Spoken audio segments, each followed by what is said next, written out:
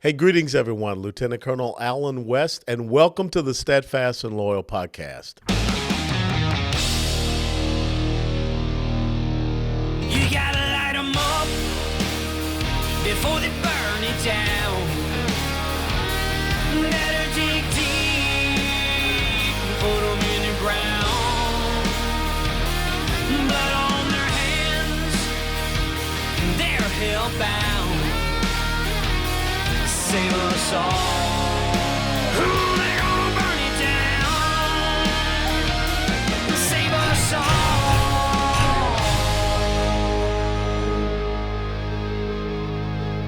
before they burn it down. This episode of the Steadfast and Loyal podcast is brought to you by our friends at the United States Concealed Carry Association. Guys, the United States Concealed Carry Association, USCCA, was founded to help responsibly armed Americans like you. They're committed to providing life-saving self-defense resources to help you and your family be safe.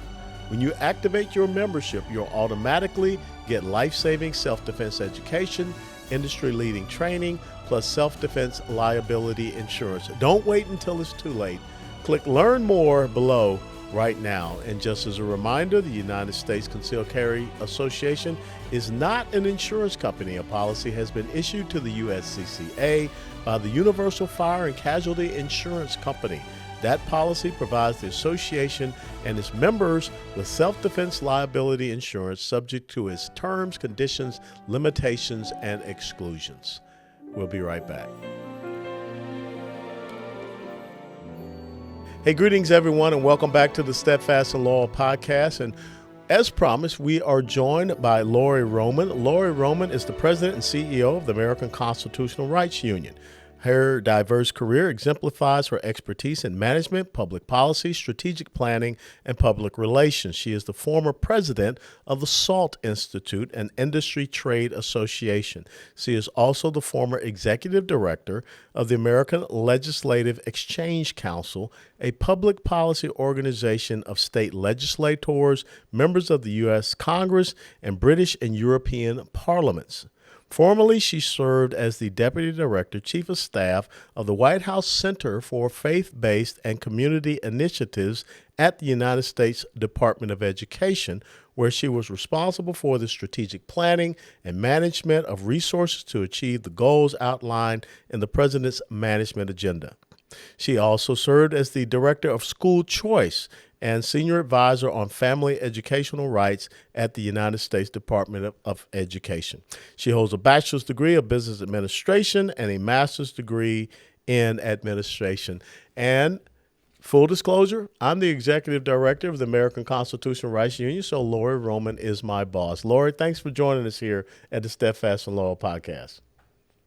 You always say that, but we know we're partners in liberty. Yeah, that's true. But, Eve did tell Adam to eat the apple, so that established that relationship for time immemorial. Okay. So let's start off first and foremost. Explain to people the American Constitutional Rights Union, its history, how it came to be, and kind of a mission and task and purpose and focus. American Constitutional Rights Union started over 20 years ago. And at first it was the American Civil Rights Union.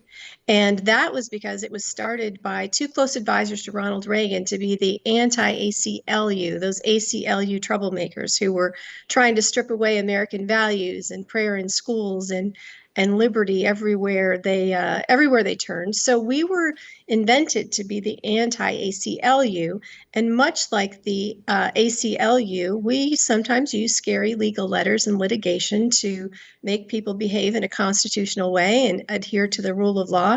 Those two amazing advisors to Ronald Reagan were Attorney General Ed Meese.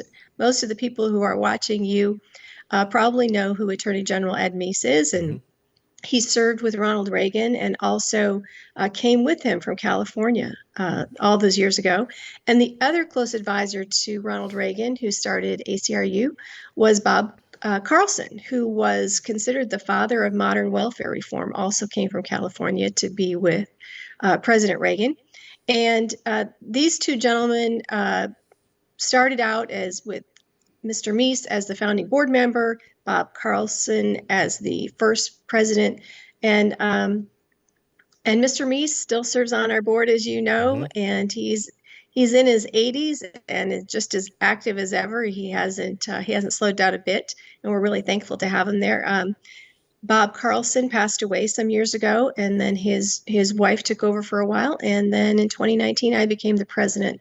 And when I came in, I changed the name to American Constitutional Rights Union from American Civil Rights Union because it was getting a little confusing. A lot of people thought we were the ACLU, and I was spending too much. What's the old saying? If you're explaining, you're losing, I think. So I was spending too much time explaining, and it really does represent what we do. You know, I think it does. And when you talk about constitutional rights, there's so many, and you and I have had this conversation many times. There's so many aspects of the constitutional rights of the individual American citizen being undermined. My monologue today was just talking about how the fact that we have seen Newsmax get kicked off of the DirecTV platform, and prior to that, it was One America News Network. So that's a violation of freedom of speech, freedom of expression, freedom of the press. What do you see are the critical linchpins, the issues out there in defending our constitutional rights, and of course, the motto of the ACRU being live free? Well, what we usually are focused on and is the First Amendment, religious liberty and free speech. The Second Amendment, the right to bear arms, something near and dear to both of our hearts, and election integrity. Those are areas that keep us very busy at ACRU. And during the COVID lockdowns and all of that, proud to say that we were the first national conservative organization to come out against lockdowns, pretty much day one. We were one of the first nationwide organizations to come out against vaccine mandates, vaccine passports.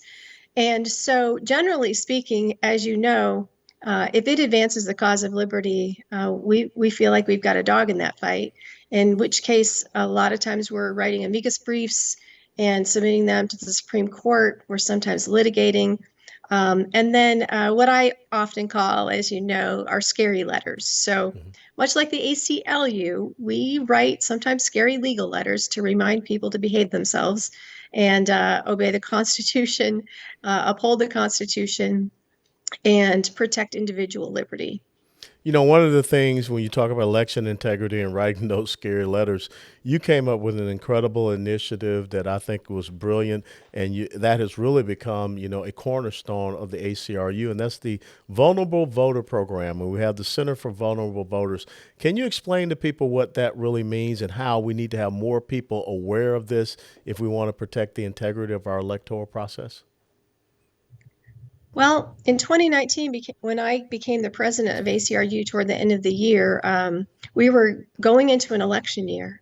And I really looked at the landscape of, I have a business background, so I've been trained to look for a niche and fill it. Look for something that no one else is working on where you can provide a good or service that is beneficial. And so when I looked around the landscape of election integrity work, and ACRU has been doing election integrity work since 2013. We were the first organization to ever sue a county to clean up their voter rolls in the United States. So we've been at it a long time. But I wanted to make sure that we weren't duplicating the efforts of some of the bigger organizations like Heritage and others who do great work, but find a niche and fill it. And so we had heard, so many people had heard for years that there were shenanigans going on in nursing homes. Nursing homes, group homes, where people were having their votes stolen or their ballots stolen or their votes suppressed. And conservatives had heard about this for years, but not one organization had ever really done anything about it at a nationwide level. So I started this project in 2019. Originally, it was protect elderly votes. And then quickly in the beginning of 2020, we also brought in protect military votes. And same thing, we've always heard that military ballots are often disregarded, thrown in a provisional batch. I think those of us have heard for years that oftentimes election supervisors, either through incompetence or maybe on purpose, a slow walk getting absentee ballots out the door to military voters. And so, and the federal government has statistics on this. so many folks in the military don't vote because they don't get their ballots in time to turn it back in. So we launched Protect Elderly Votes and Protect Military Votes, and two websites, very active in 2020. And then we rolled them together and said, there are a lot of vulnerable voters out there. There's elderly, there's people in group homes, there's disabled, there's homeless, and there's military, and so many. So we eventually branded it Protect Vulnerable Voters. And now we have a center for vulnerable voters. It's the only thing like it in the country. And I just kind of combined my love of old people with my love of liberty, and smushed them together in a project. I guess that's what you could say. For years, I used to volunteer at nursing homes, and I led Bible studies, and I always joke that I also sang hymns, which is great because most of them couldn't hear, so they didn't have to be tortured by my singing. Yeah. But it is near and dear to my heart. I really am disgusted by the fact that someone could steal the vote or coerce a vote of an elderly person, a vulnerable person. I think about people like my dad who served in World War II, and that somebody would deprive them of their vote makes me angry. That really is the voter suppression. When you have folks that are going in and do ballot harvesting and several other types and forms and means, they are suppressing the vote of our seniors, our elderly citizens. And now some people may be watching this podcast and say, okay, I hear you, but really, has there been any proof of that? Well, that proof came out in the case in Wisconsin. Also, we saw it in Michigan, your home state. And right here in Texas, where I live, we had someone convicted of 134 accounts, felony accounts of voter fraud tied back to senior living facilities. Talk to us about some of the comments that you have seen, especially the recent article that you wrote in the AMAC, the Association for Mature American Citizens magazine, about the stories that you're hearing. When we started this project, it was actually before the Wisconsin information had come to light about just a great sheriff in Wisconsin, in Racine County, who did the right thing. He took complaints that came to him and from families of nursing home residents, and he actually investigated to see what had happened to their votes. And so when we started, we didn't have that to point at, and we didn't have the Texas convictions to point at. And in fact, we didn't even have the Father Murray Nursing Home in Macomb County, Michigan, which that was a conviction after the 2020 cycle where a staff member actually went to jail. She went to jail in 2022 for a 2020 shenanigans, forging absentee ballot applications. That was the same crime found in Texas, 134 counts of forging absentee ballot applications. So the law isn't always broken just by filling out a ballot for someone. Someone can go to jail for requesting a ballot for someone. In some states, or just in almost every state, that's just not allowed. And so, but what we did was we started January 2020. We sent over $12,000 letters to nursing homes directors, warning them, we call those the scary letters, warning them of the laws and that they had to protect these vulnerable voters. And then in addition, we had our vote fraud hotline up so that people could report problems with vulnerable voters. And our hotline reports are heartbreaking. We had a situation in 2020 in Lubbock, Texas, where a guardian and a daughter said, my mom is a nonverbal dementia patient, but I've looked on the state website and I see that she voted in 2020. And my mom doesn't know what day it is. So obviously she couldn't have filled out an absentee ballot request. She couldn't have filled out a ballot.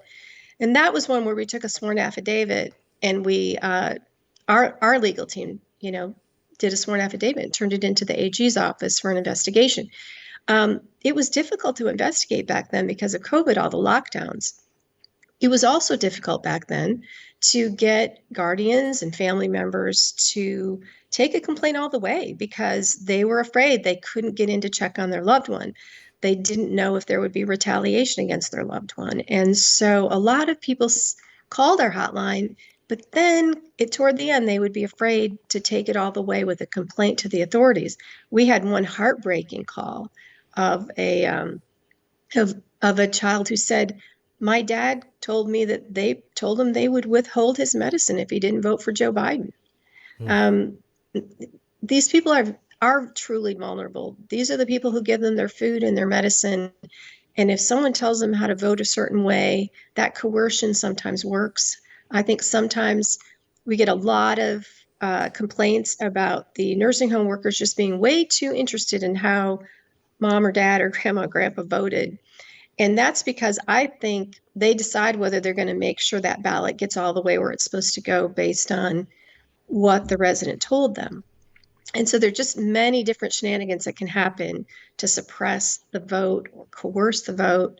And then, of course, one of the biggest hotline complaints we got was an activist group in Florida that was collecting ballot harvesting or ballot trafficking, as you might call it, harvesting nursing home ballots all across the state, telling nursing home directors, just give your ballots to us. We'll make sure they get to the election office. And of course, that's completely insecure. It's an unnecessary risk.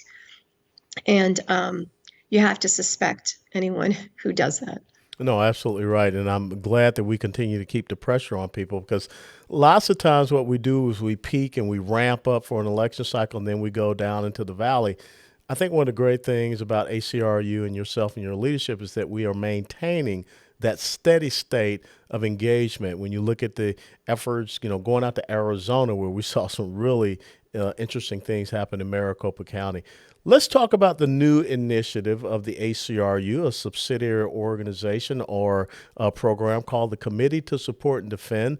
Because when you look at our veteran service organizations out there, VFW, American Legion, MOAA, MOWW, you name it, AMVETS, they really don't focus on constitutional conservatism. They just focus on, we need to make sure we get a COLA raise here or that taken care of there, but they really don't hold people accountable with what we see happening.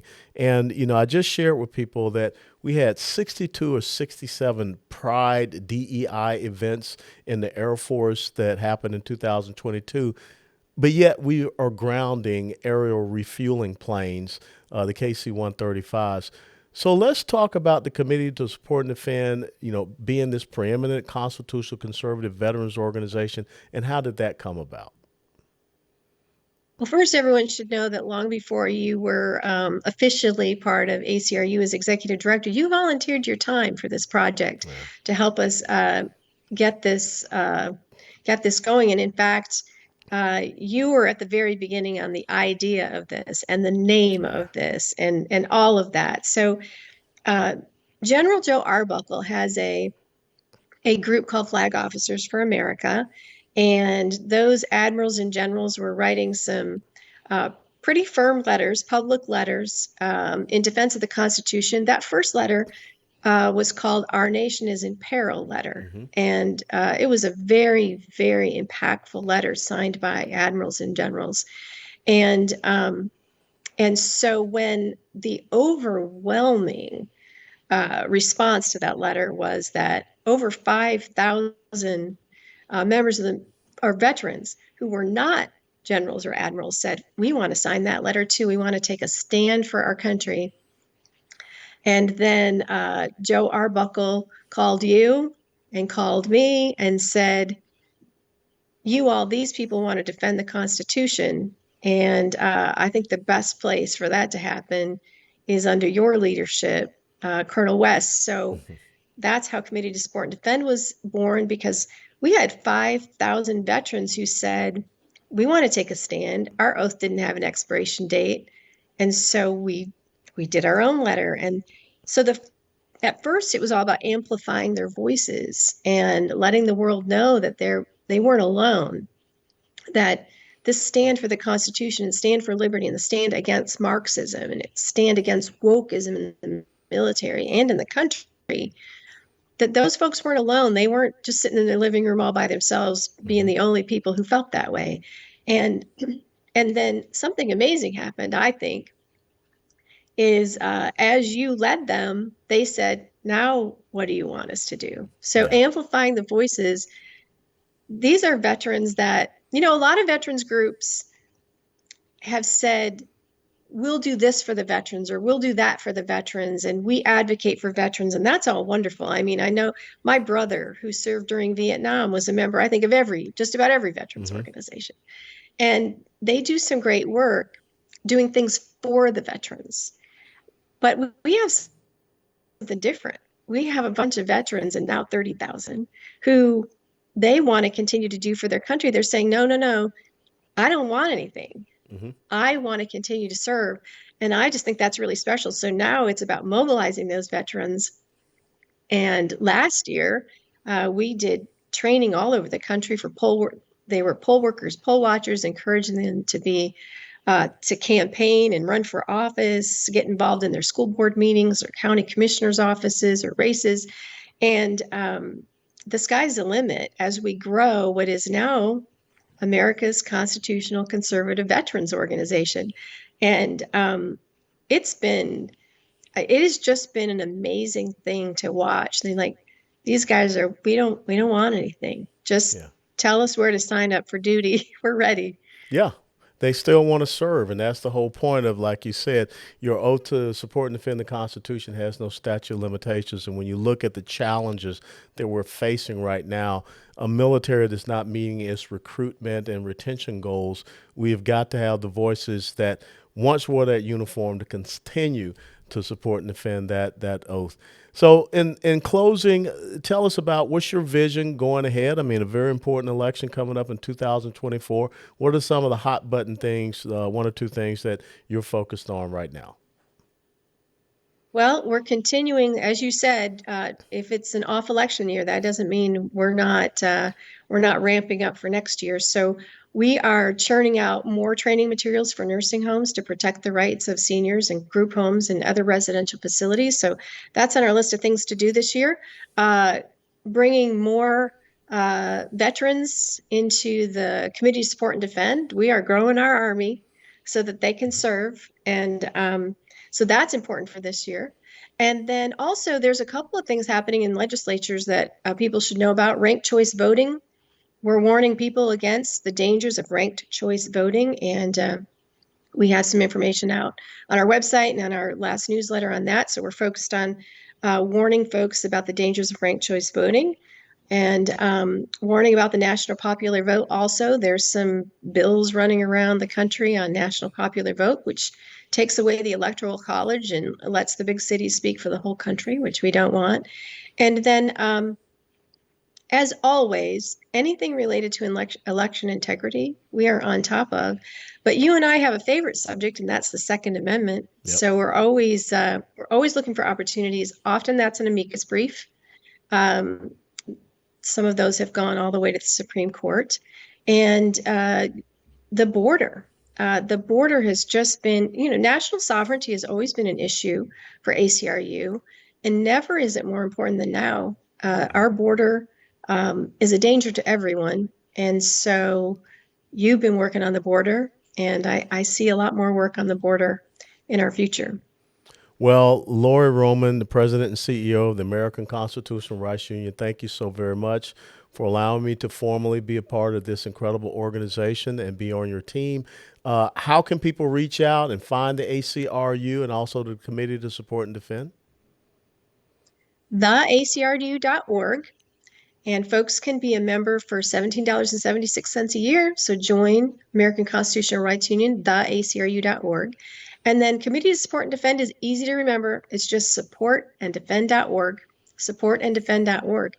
And anyone can join that, patriots, veterans, but that's just $17.75. So ACRU, $17.76, and supportanddefend.org, $17.75 to join for the year. So, hey, join our Army. We're happy to serve with you.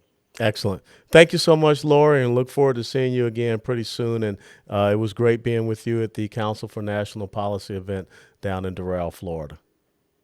Thanks, Alan. All right. Have a great day. Hey, ladies and gentlemen, thank you so very much for tuning in to this episode of the Steadfast and Loyal podcast. We want to thank Lori Roman, the president and CEO of the American Constitutional Rights Union, for her thoughts, perspectives, and insights. You can follow them, as she said, it's theacru.org, and also supportanddefend.org as well. And then once again, as always, if you like this podcast, please hit that like button and share it with others.